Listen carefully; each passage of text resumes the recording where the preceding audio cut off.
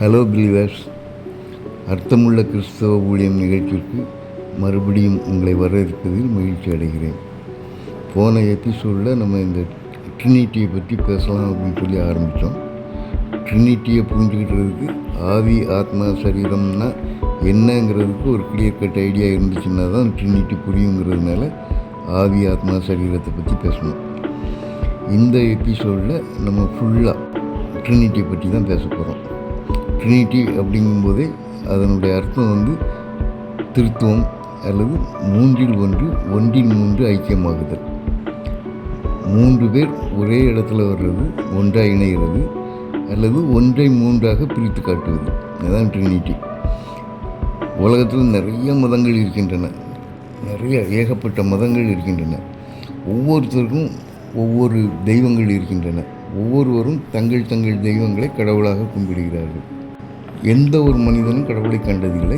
ஆனாலும் நம்பிக்கையின் அடிப்படையில் கடவுளை தங்கள் தெய்வமாக வழிபடுகின்றனர்.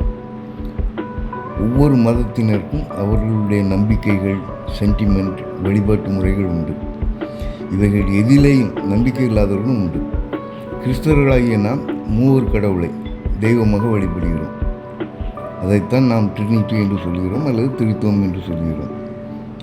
முதல்ல இதை புரிந்துகிட்டதுக்கு பழைய ஏற்பாட்டு காலத்து யூதர்களை குறித்து பார்ப்போம். இஸ்ரேல் ஜனங்களுக்கு மோசே தான் ஆபிரகாம், ஈசாக்கு, யாக்கோபு என்பவர்களின் தேவனை முதலாக யெகோவாக அறிமுகப்படுத்துகிறார். தேவனின் விரலினால் எழுதி கொடுக்கப்பட்ட 10 கற்பனைகளை பெற்றுக்கொள்கிறார். உன் தேவனாகிய கர்த்தர் நானே, என்னை என்று உனக்கு வேறு தேவர்கள் உண்டாயிருக்க வேண்டாம் என்று ஒரே தேவனை அது வலியுறுத்துகிறது. அந்த 10 கற்பனைகளும் கொள்கை அடிப்படையாக கொண்டவை. உதாரணத்திற்கு பொய் சொல்லாதிருப்பாயாக என்று சொல்லாமல் பொய் சாட்சி சொல்லாதிருப்பாயாக என்று சொல்கிறார். ஓய்வு நாளை பரிசுத்தமாக ஆசிரிக்க நினைப்பாயாக, 6 நாளும் நீ வேலை செய்து உன் கிரியைகளை எல்லாம் நடப்பிப்பாயாக. 7ஆம் நாளும் உன் தேவனாகிய கர்த்தருடைய ஓய்வினாள், அதிலே யாதொரு வேலையும் செய்ய வேண்டாம் என்பது 10 கற்பனைகளில் உண்டு. ஓய்வு நாளை பரிசுத்தமாக ஆசிரிப்பாயாக என்று சொல்லாமல் ஓய்வு நாளை பரிசுத்தமாக ஆசிரிக்க நினைப்பாயாக என்று சொல்லப்பட்டிருப்பதின் வித்தியாசத்தை புரிந்து கொள்ள வேண்டும். யாதொரு வேலையும் செய்ய வேண்டும் என்றால் வேலை என்றால் என்ன என்பதற்கு விளக்கம் கொடுக்க வேண்டிய கட்டாயம் ஏற்படுகிறது. ஆகவே 5 ஆகமங்களாகிய ஆதியாகமம், யாத்ராகமம், லேவியராகமம், எண்ணாகமம், உபாகமம் ஆகிய 5 ஆகமங்களிலேயும் உள்ள கருத்துக்களின் அடிப்படையில் தான் விளக்கம் கொடுக்கப்பட்டாக வேண்டும். அப்படியானால் அந்த 5 ஆகமங்களையும் பற்றி நல்ல அறிவு வேண்டும். அப்படி வேதத்தை நன்றாக கற்று அதை குறித்து ஆராய்ச்சி செய்து நியாயப்பிரமாணங்களுக்கு விளக்குரை எழுதுவது தான் வேதபாரகர்கள். அதை அப்படியே எழுத்து புசகாமல் வாழ்க்கையில் கடைபிடிக்க சனகரின் சபையில் 3 பேர் சாட்சியுடன் உறுதிமொழி எடுத்துக்கொண்டவர்கள் தான் பரிசேயர்கள். பரிசேயர்கள் என்றால் பிரித்தெடுக்கப்பட்டவர்கள் என்று அர்த்தம். அவர்கள் ஒரு காலகட்டத்தில், அதாவது ஒரு கான்டெம்பரரி பீரியட், சுமார் 6000 பேர்களுக்கு அதிகமாக இருந்திருக்க மாட்டார்கள் என்பது ஆராய்ச்சியாளரின் கருத்து. இந்த 5 ஆகமங்களிலேயும் உயிர்த்தெழுதலை குறித்து எந்த செய்தியும் இல்லாததினால் உயிர்த்தெழுதலில் நம்பிக்கை இல்லாதவர்கள் தான் சரிசெய்யர்கள். ஆனாலும் மோசேயின் நியாயப்பிரமாணத்தை ஏற்றுக்கொண்டவர்கள். இவர்களையும் இன்னும் சில பிரிவினரையும் உள்ளடக்கியதான் யூத சமுதாயம். இவர்களுக்கு இந்த விளக்கங்களும் சட்டங்களும் கட்டளைகளையும் தான் உயிர் மூச்சு. கட்டளைகளை மீறுவதை விட உயிரை விடுவது மேல் என்று நினைப்பவர்கள். இவர்களுக்கு பிதாவை பற்றி மட்டும்தான் தெரியும். ஒரே தேவனையே வழிபட்டு வந்தார்கள். இவர்களுக்கு இயேசு கிறிஸ்துவையும் பரிசுத்த ஆவியையும் பற்றி தெரியாது. தங்களுடைய பாவங்களினால் பல்வேறு சாம்ராஜ்யங்களுக்கு அடிமைப்பட்டு போனாலும் மனதளவில் தாங்கள் யாருக்கும் அடிமை இல்லை. தாங்கள் தேவனால் தெரிந்து கொள்ளப்பட்ட ஜனம். யெகோவா தான் தங்களுடைய ஒரே ராஜா. அவர் தம்முடைய தூதரை மேசியாவாக அனுப்பி இந்த அடிமைத்தனத்தில் நின்று விடுவிப்பார் என்று எதிர்பார்த்து காத்திருந்தார்கள். அந்த மேசியாவாக இயேசு கிறிஸ்து இந்த பூமியிலே மனிதனாக அவதரித்தார். 33 ஆண்டுகள் இந்த மண்ணிலே மனித சரீரத்தோடு மனிதர்களோடு உறவாடினார். அவர் பிதாவின் அன்பை ஜனங்களுக்கு வெளிப்படுத்தினார். சிலுவையில் அறையுண்டு மரித்து அடக்கம் பண்ணப்பட்டு 3ஆம் நாளில் உயிர்த்தெழுந்தார். அவர் வாழ்ந்த காலத்தில் உள்ளவர்களுக்கு பிதாவை பற்றி தெரியும், இயேசு கிறிஸ்துவை பற்றியும் தெரியும். பரிசுத்த ஆவியை பற்றி தெரியாது. இயேசு கிறிஸ்துவை ஏற்றுக்கொண்டார்களா இல்லையா என்பது நமக்கு தேவையில்லாத ஒன்று. ஆனாலும் அவர்களுக்கு இயேசு கிறிஸ்துவை பற்றி தெரியும். பின்பு இயேசு கிறிஸ்து சரீர வாழ்வை முடித்துவிட்டு பரமேறி சென்ற பின்பு தாம் வாக்குத்தத்தம் செய்தபடியே என்றென்றைக்கும் நம்மோடு இருக்கத்தக்கதாக அன்னி சத்திய ஆவியாகிய தேற்றரவாளனை தந்தினார். அதற்கு அச்சாரமாக சீஷர்கள் மேல் போது பரிசுத்த ஆவியை பெற்றுக்கொள்ளுங்கள் என்றார். பெந்தேகோஸ்தே நாளின் போது பரிசுத்த ஆவியின் அனுபவத்தை பலரும் பெற்றார்கள். இன்று வரை அந்த அனுபவம் தொடர்கிறது. இயேசு கிறிஸ்து பரமேறிய பிறகு வாழும் நமக்கு பிதா, குமாரன், பரிசுத்த ஆவி ஆகிய மூவரையும் தெரியும். நம்முடைய சந்தேகம், மூவரும் உண்டா அல்லது தனித்தனி நபர்களா? மூவரும் ஒன்று என்றால் மற்றவர்களின் அவசியம் என்ன? ஆனால் அவர்களுடைய செயல்பாடுகள் தனித்தனியாக இருக்கின்றன. மூவரும் தனித்தனி என்றால் இவர்களில் யார் பெரியவர் என்பது போன்ற கேள்விகள், சந்தேகங்கள் எழுவது இயற்கை. இதை நாம் யோவான் 14:23 வாசிக்கும்போது, ஒருவன் என்னில் அன்பாய் இருந்தால் அவன் என் வசனத்தை கைக்கொள்வான், அவனில் என் பிதா அன்பாய் இருப்பார், நாங்கள் அவனிடத்தில் வந்து அவனோடு கூட வாசம் பண்ணுவோம். அதாவது பிதா, குமாரன், பரிசுத்த ஆவி மூவரும் ஒரே இடத்தில் இருப்போம் என்று புரிந்து கொள்ள துவங்குகிறது. தேவன் ஆதாமை படைத்த பின்பு அவன் சுவாசத்தை நாசிலே ஊற்றினார். அவன் ஜீவாத்மாவானான். இப்போ ஒரு மனிதன் என்று சொன்னாலே அவனுக்குள்ள ஆவி, ஆத்மா, சரீரம் 3 இருக்குது அப்படின்னு சொல்லி நம்ம பார்த்தோம். இப்போது சரீரத்தில் ஆவி இல்லைன்னு வச்சுக்கோங்க, அவன் கோமா ஸ்டேஜில் இருக்கிறான்னு அர்த்தம். அவனுக்குள்ள ஆத்மா இல்லைன்னா செத்த பிரேதம். அவனுக்கு சரீரம் இல்லைன்னா வெறும் ஆவி, ஆத்மா மாத்திரம் இருக்குது அப்படின்னு சொன்னால் அவன் ஒரு அமானுஷ்ய மனுஷனாக காணப்படுவான். ஆகவே இந்த 3 ஒரு இடத்துல கண்டிப்பாக இருக்கணும். அதனால தான் 3 ஒன்றா ஒரே இடத்துல வாசமாக இருக்குது. இதுபோல் பிதா, குமாரன், பரிசுத்த ஆவி அந்த 3 ஒரே இடத்துல இருக்கிறது தான் நம்ம ட்ரினிட்டின்னு சொல்கிறோம். இந்த தத்துவத்தை ஆங்கிலத்தில் ஃபிலாசபிங்கிற வார்த்தையை பயன்படுத்துகிறோம். தத்துவம் அப்படின்னு சொன்னாலே ஒரு கருத்தின் உட்பொருளின் அடிப்படைத்தன்மையை ஆராய்ந்து அறிவதாகும். It's a study of fundamental nature of knowledge.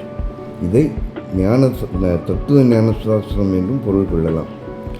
தேவனை பற்றிய தத்துவத்தை தேவத்துவம், தியாலஜி என்று அழைக்கிறோம். இதுபோல் மகத்துவம், மகிமை ப்ளஸ் தத்துவம், உக்ரானம் ப்ளஸ் தத்துவம், அதாவது தனக்கு சொந்தமல்லாத வேறொருடைய சொத்தை பராமரிப்பது, திருத்துவம் போன்ற சொற்களையும் நாம் பயன்படுத்துகிறோம். திருத்துவம் என்றால் 1 ஐக்கியமாகுதல் ஆகும். இதை 1 என்றோ 3 என்றோ கூறலாம். கிறிஸ்தவத்தில் பிதா, குமாரன், பரிசுத்த ஆவியின் ஐக்கியத்தையே திருத்துவம் என்று அழைக்கிறோம். இந்த மூவரும் உண்டா அல்லது தனித்தனி நபர்களா? தனித்தனி நபர்கள் என்றால் சேர்ந்து இருக்க வேண்டியதின் அவசியம் என்ன? சேர்ந்து இருக்கும்போது ஒவ்வொருவருடைய பங்கு என்ன? இவர்களில் பெரியவர், சிறியவர் என்ற பாகுபாடு உண்டா? என் பிதா எல்லாரிலும் பெரியவராக இருக்கிறார் என்று யோவான் எழுதிய சுவிசேஷம் 10:29 இயேசு கிறிஸ்து சொல்வதின் பொருள் என்ன? இது போன்ற அநேக கேள்விகளுக்கு விடை காணும் முயற்சி தான் இது. திருத்துவத்தை விளங்கிக் கொள்ள சில உவமைகளை பயன்படுத்தினார்கள். பட்டாம்பூச்சியின் 3 நிலைகளை, அதாவது முட்டை, புழு, பட்டாம்பூச்சி என்ற உவமையை பிதா, குமாரன், பரிசுத்த ஆவிக்கு ஒப்புமையாக்கி விளக்க முயற்சித்தார்கள். இதில் உள்ள சிக்கல் என்னவென்றால், பட்டாம்பூச்சியால் மீண்டும் புழுவாகவோ முட்டையாகவோ மாற முடியாது. ஆகவே இந்த விளக்கம் போதுமானதாக காணப்படவில்லை. திருத்துவத்தை சிலர் ஐஸ், தண்ணீர், நீராவிக்கு ஒப்புமையாக்கி விளக்க முயற்சித்தார்கள். இதிலும் சிக்கல் இருக்கிறது. ஒரே சமயத்தில் 3 நிலைகளிலும் ஐஸ், தண்ணீர், நீராவி இருக்க முடியாது. ஒருவன் என்னில் அன்பாக இருந்தால் அவன் என் வசனத்தை கைக்கொள்வான், அவனில் என் பிதா அன்பாக இருப்பார், நாங்கள் வந்து அவனிடத்தில் வாசமாக இருப்போம் என்ற வசனத்தில் உள்ள நாங்கள் யாரை குறிக்கிறது? இந்த கேள்விக்கு இந்த உவமையில் விளக்கம் இல்லை. இதுபோன்ற உவமைகளினாலும் விளக்கங்களினாலும் போதிய தெளிவு உண்டாகாதபடியினால் சிலர் திருத்துவத்தை புரிந்து கொள்ள மனிதனால் முடியவே முடியாது என்று போதிக்கத் தொடங்கினர். உண்மையிலேயே மனிதனால் திருத்துவத்தை புரிந்து கொள்ள முடியவே முடியாதா? பின்பு தேவனை அறிகிற அறிவை பெற்றுக்கொள்வது தான் எப்படி? சாலமோன் ராஜா கர்த்தரிடத்திலிருந்து ஞானத்தை பெற்றுக்கொண்டதை அறிந்திருந்த யாக்கோபு தேவன் ஒருவரே ஞானம் உள்ளவர் என்று பிரகடனப்படுத்துகிறார். தேவன் ஒருவரே ஞானம் உள்ளவர் என்பதை பவுல் ரோமர் 16:27 மற்றும் 1 தீமோத்தேயு 1:17 யூதா தன்னுடைய நிருபத்திலும் 1:25 தெளிவாக்கியிருக்கின்றனர். ஆகவே தேவனிடத்திலிருந்து மட்டுமே நாம் ஞானத்தை பெற்றுக்கொள்ள முடியும் என்று யாக்கோபு அறிவுறுத்துகிறார். உங்களில் ஒருவன் ஞானத்தில் குறைவுள்ளவனாக இருந்தால் யாவருக்கும் சம்பூரணமாய் கொடுக்கிறவரும் ஒருவரையும் கடிந்து கொள்ளாதவரமாக இருக்கிற தேவனிடத்தில் கேட்க கடவன், அப்பொழுது அவன் கொடுக்கப்படும். ஆகவே நாமும் தேவனை அறிகிற அறிவையும் ஞானத்தையும் தேவனிடத்திலிருந்து கேட்டு பெற்றுக்கொள்ள முடியும் என்பது யாக்கோபின் போதனை. சிறைச்சாலையில் சுயம்பாகி பானபாத்திரக்காரனின் சொப்பனங்களுக்கும் மற்றும் பார்வோனின் சொப்பனத்திற்குமான மறைபொருள்களை தேவன் இயேசுக்கு வெளிப்படுத்தினதை வேதாகமத்தில் வாசிக்கிறோம். தானியேலுக்கோ ஒருபடி மேலே போய் நேபுகாத்நேச்சாரின் சொப்பனத்தையும் அதிநட்சத்தையும் வெளிப்படுத்துகிறார். தேவன் ஒருவரே ஆழமும் மறைபொருளுமானதை வெளிப்படுத்துகிறவர். இருளில் இருக்கிறதை அவர் அறிவார். அவருடைய பார்வைக்கு மறைவானதும் இல்லை. சகலமும் அவருடைய கண்களுக்கு முன்பாக நிர்வாணமாயும் வெளியரங்கமாயும் இருக்கிறது. தேவனுடைய ஐஸ்வர்யம், ஞானம், அறிவு என்பவர்களின் ஆழம் எவ்வளவாயிருக்கிறது! ஆகவே பிதா தன்னிடத்தில் வேண்டிக் கொள்கிறவர்களுக்கு நன்மையானவைகளையும் ஞானத்தையும் கொடுப்பது அதிக நிச்சயம் என்பதை புரிந்து கொள்ளலாம். அந்த ஞானம் பேதைகளுக்கு வினாவையும் வாலிபருக்கு அறிவையும் விவேகத்தையும் கொடுக்கும். புத்திமான் இவைகளை கேட்டு அறிவில் தேர்வான். விவேகி நல்ல ஆலோசனைகளை அடைந்து நீதிமொழிகளையும் அதன் அர்த்தத்தையும் ஞானிகளின் வாக்கியங்களையும் அவர்கள் உரைத்த புதைபொருளையும் அறிந்து கொள்வான் என்பது சாலமோனின் அனுபவம். கர்த்தருக்கு பயப்படுதலை ஞானத்தின் ஆரம்பம். அவர் நீதிமான்களுக்கென்று மெய் ஞானத்தை வைத்து வைத்திருக்கிறார் என்பது அவருடைய போதனை. இது முதல் புதிதானவைகளையும் நீ அறியாத மறைபொருளானவைகளையும் உனக்கு தெரிவிக்கிறேன் என்பது ஏசாவுக்கு கொடுக்கப்பட்ட தீர்க்க தரிசனம். கர்த்தருடைய ரகசியம் அவர்களுக்கு பயந்தவர்களிடத்தில் இருக்கிறது. அவர்களுக்கு தம்முடைய உடன்படிக்கை தெரியப்படுத்துவார் என்பது தாவீதின் விசுவாசம். கர்த்தராகிய ஆண்டவர் தம்முடைய ஊழியக்காரருக்கு தமது ரகசியத்தை வெளிப்படுத்தாமல் ஒரு காரியத்தையும் செய்யார் என்பது ஆமோஸின் நம்பிக்கை. இனி பவுலின் நிலைப்பாடு குறித்து பார்ப்போம். புறஜாதிகள் சுவிசேஷத்தினாலே உடன் சுதந்திரமாய் ஒரே சரீரத்துக்கு உள்ளானவர்களுமாய் கிறிஸ்துவுக்குள் அவர் பண்ணின வாக்கு சட்டத்துக்கு உடன் பங்காளிகளுமாய் இருக்கிறார்கள் என்ற இந்த ரகசியத்தை அவர் எனக்கு வெளிப்படுத்தி அறிவித்தார். அதை நீங்கள் வாசிக்கையில் கிறிஸ்துவின் ரகசியத்தை குறித்து எனக்கு உண்டாயிருக்கிற அறிவை நீங்கள் அறிந்து கொள்ளலாம்.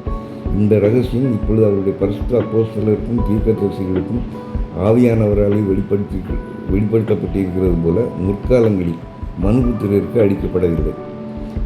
வேத வசனத்தை புரட்டாமல் சத்தியத்தை வெளிப்படுத்துகிறதுனாலே தேவனுக்கு முன்பாக எல்லா மனுஷருடைய மனசாட்சிக்கும் எங்கள் உத்தரவு என்று விளங்க பண்ணுகிறோம். எங்கள் சுவிசேஷம் மறைபொருளாயிருந்தால் கெட்டு போகிறவர்களுக்கே அது மறைபொருளாயிருக்கும். தேவனுடைய சாயலாக இருக்கிற கிறிஸ்துவின் மகிமையான சுவிசேஷத்தின் வழி அவிசுவாசிகளாகிய அவர்களுக்கு பிரகாசமாக இராதபடிக்கு இப்பிரபஞ்சத்தின் தேவனானவன் அவர்களுடைய மனதை குருடாக்கினான் என்று வாசிக்கிறோம்.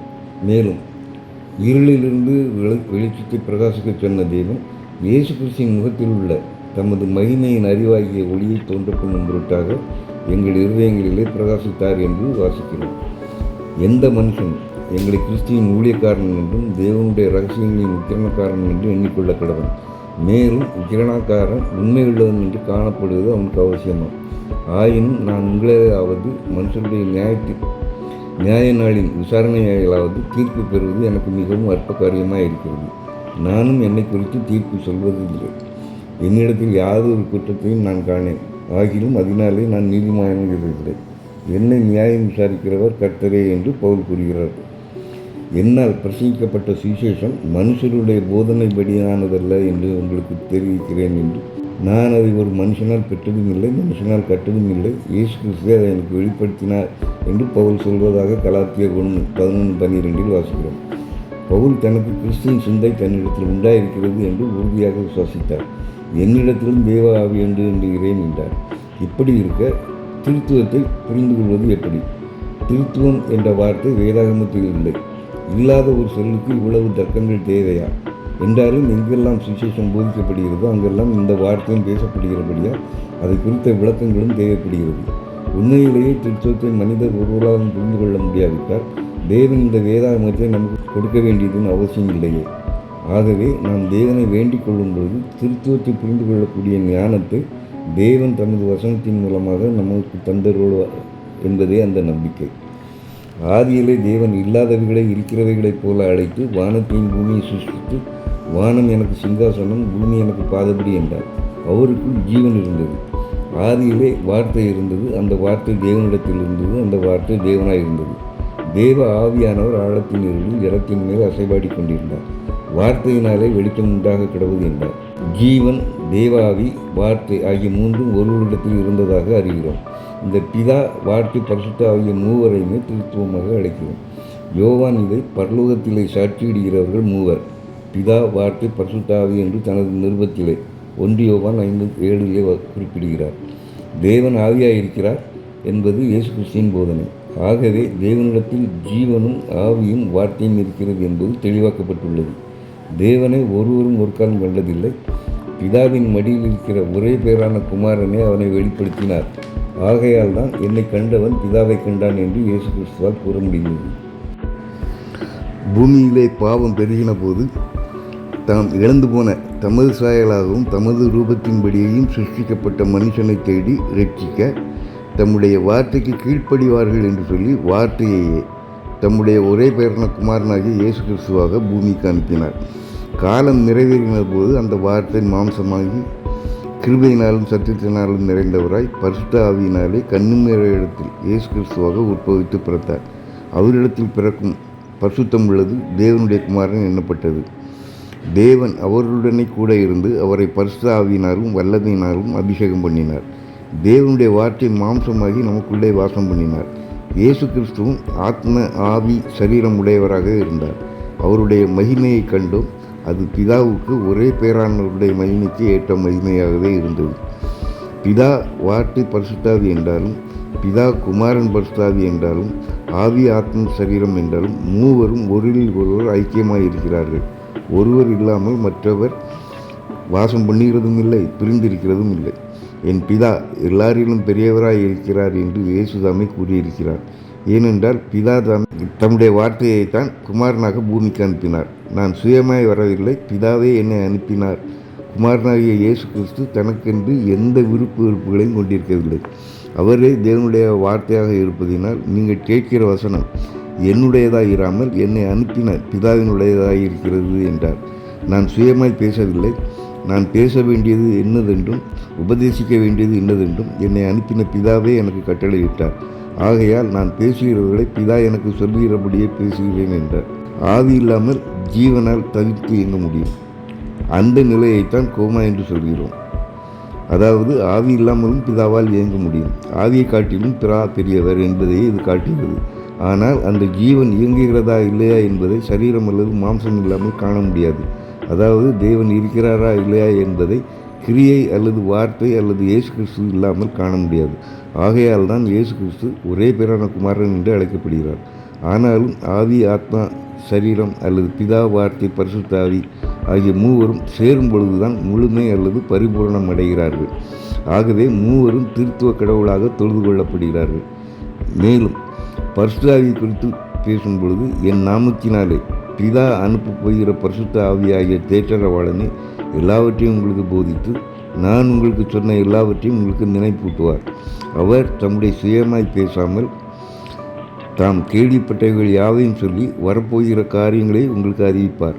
அவர் என்னுடையதில் எடுத்து உங்களுக்கு அறிவிப்பதினால் என்னை மகிமைப்படுத்துவார்.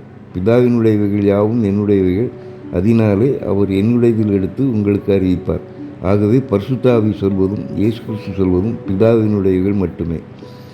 என்னை அனுப்பின பிதாவினுடைய சித்தத்தின்படி செய்து அவருடைய கிரியை முடிப்பதே என்னுடைய போஜனமாக இருக்கிறது என்று சொன்ன இயேசு கிறிஸ்து தம்முடைய மரண பரியந்தமும் கீழ்ப்படிந்தவராக இருந்தார். ஆதலால் தேவன் எல்லாவற்றிற்கும் மேலாக அவரை உயர்த்தி இயேசுவின் நாமத்தில் வானோர் பூதலத்தோர் பூமியின் கீழானவருடைய முழங்கால்கள் யாவும் முழங்கும்படிக்கும் பிதாவாகிய தேவனுக்கு மகிமையாக இயேசு கிறிஸ்து கர்த்தர் என்று நாவுகள் யாவும் அறிக்கை பண்ணும்படிக்கும் எல்லா நாமத்திற்கும் மேலான நாமத்தை அவருக்கு தந்தருளினார். இவர் என்னுடைய நேசகுமாரன், இவரில் பிரியமாயிருக்கிறேன், இவருக்கு செவி கொடுங்கள் என்று சொன்ன தேவன் பிதாவை கனம் பண்ணுகிறது போல எல்லாரும் குமாரனை கனம் பண்ணும்படிக்கும் பிதாவானவர் தாமே ஒருவருக்கும் நியாய தீர்ப்பு செய்யாமல் நியாய தீர்ப்பு செய்யும் அதிகாரம் முழுவதையும் குமாரனுக்கு ஒப்புக் கொடுத்திருக்கிறார். தேவனால் அனுப்பப்பட்டவர் தேவனுடைய வார்த்தைகளை பேசுகிறார். தேவன் அவருக்கு தமது ஆவியை அளவில்லாமல் கொடுத்திருக்கிறார். தேவனானவர் குமாரனில் அன்பாக இருந்து எல்லாவற்றையும் அவர் கையில் ஒப்புக் கொடுத்திருக்கிறார். ஆகவே விசுவாசிக்கிற எவனுக்கும் நீதி உண்டாகும்படியாக நியாயப்பிரமாணங்களுக்கு புதிய விளக்கங்கள் கொடுத்த அவரே நியாயப்பிரமாணங்களை முடிவுக்கு கொண்டு வருவராக அல்ல, நியாயப்பிரமாணத்தின்படி தம்முடைய விளக்கங்களின்படியே நியாயப்பிரமாணங்களை நிறைவேற்றுபவராக முடிவெடுக்கும் அதிகாரம் படைத்தவராக இருக்கிறார். ஆகவே இயேசு சொன்னார், ஒருவன் என் வார்த்தைகளை கேட்கும் விசுவாசியாமற் போனால் அவனை நான் நியாயந்தீர்ப்பதில்லை, நான் உலகத்தை நியாயந்தீர்க்க வராமல் உலகத்தை ரட்சிக்க வந்தேன். என்னை தள்ளி என் வார்த்தைகளை ஏற்றுக்கொள்ளாதவனை நியாயந்தீர்க்கிறது ஒன்று இருக்கிறது. நான் சொன்ன வசனமே அவனை கடைசி நாளில் நியாயந்தீர்க்கும். ஏனென்றால் அந்த வசனங்கள் பிதாவினுடையவர்கள். இயேசு அந்த வார்த்தைகளின்படியே நியாயந்தீர்ப்பார். நான் உம்முடைய சத்துருக்களை உமக்கு பாதபடியாக்கி போடும் வரைக்கும் நீர் என்னுடைய வலது வாசத்தில் உட்காரும் என்று சொன்ன தேவன் சகலத்தையும் அவருடைய பாதத்திற்கு கீழ்ப்படுத்தினாரே. ஆயினும் சகலமும் அவருக்கு கீழ்ப்பட்டது என்று சொல்லியிருக்கும்போது சகலத்தையும் அவருக்கு கீழ்ப்படுத்தினவர் கீழ்ப்படுத்தப்படவில்லை என்பது வெளியரங்கமாயிருக்கிறது. சகலமும் அவருக்கு கீழ்ப்பட்டிருக்கும்போது தேவனே சகலமும் சகலமாயிருப்பதற்கு குமாரன் தாமும் சகலத்தையும் கீழ்ப்படுத்தினதற்கு கீழ்ப்பட்டிருப்பார். நாம் யாவரும் சர்வவல்லமையுள்ள உள்ள பிதாவினிடத்திலேயே நம்முடைய ஜெபங்கள் யாவும் ஏறெடுக்கிறோம் என்பதை மறந்து போக வேண்டாம். சகல அதிகாரத்தையும் பிதாவினிடத்திலிருந்து பெற்றுக்கொண்டவராகிய இயேசு கிறிஸ்து நானே வழியும் சத்தியமும் ஜீவனுமாயிருக்கிறேன், என்னையே அல்லாமல் ஒருவனும் பிதாவினிடத்தில் வரான் என்று சொன்னபடியினாலே நாம் ஏறெடுக்கும் ஜெபங்கள் யாவற்றையும் இயேசு கிறிஸ்துவின் மூலமாக வேண்டிக் கொள்கிறோம் பிதாவே என்று முடிக்கிறோம். பிதா தம்முடைய வார்த்தையாக பூமியிலே அவதரித்த இயேசு கிறிஸ்துவை அங்கீகரிப்பதற்கினாலேயே இப்படி செய்கிறோம். பிதாவே திராட்சை தோட்டக்காரர், இயேசு கிறிஸ்து மெய்யான திராட்சை செடி, பிதாவே எல்லோருக்கும் பெரியவர். மாம்சத்தில் வாழ்ந்த இயேசு கிறிஸ்துவாகிய வார்த்தையும் பரிசுத்த ஆவியும் அவருக்குள் அடக்கும். அந்த மூவரும் ஒன்றாக இருப்பதினால் பிதா குமாரன் பரிசுத்த ஆவி என்று திருத்துவ கடவுளாக வணங்குகிறோம். கர்த்தர் தாமே உங்கள் அனைவரையும் ஆசீர்வதிப்பாராக. இந்த கருத்துக்களை பொறுமையாக கேட்டவருக்கு என்னுடைய மனமார்ந்த நன்றியை தெரிவித்துக் கொள்கிறேன். ஆமென்.